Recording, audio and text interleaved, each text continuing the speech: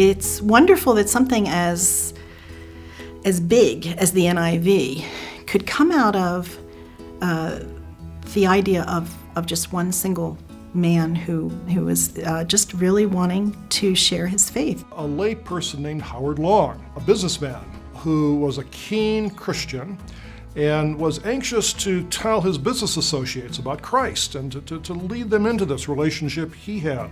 And was realizing more and more that the King James Version, or the version that he was using, did not communicate. And Howard was just really frustrated with that sort of a situation. He said, we need an English version of the Bible that communicates in modern English.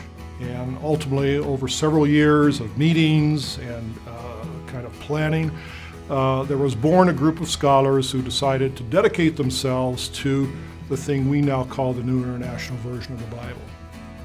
We respect and admire and appreciate the original translation, and just have had a real appreciation for the care that the committee has taken from the very beginning. This was their life project.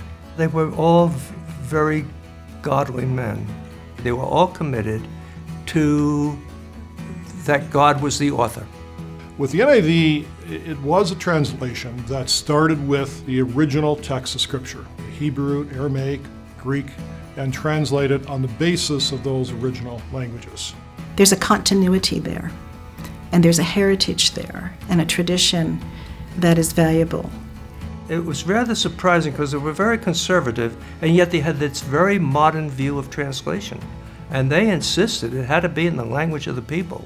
Among these 15 scholars was an attempt to represent the spectrum of the evangelical community as a whole. It would not have a denominational bias, it would not have a distinct theological bias, it would not have a distinct regional bias.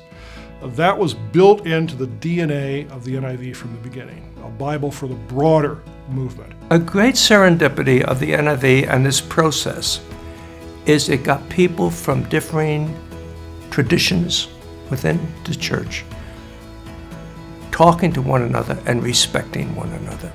And I think we all have a sense of wanting to honor the people who spent their lives on this project. We are standing on the shoulders of the giants who've gone before us, but we also know that we are working towards a better translation so that the next generation would benefit from that.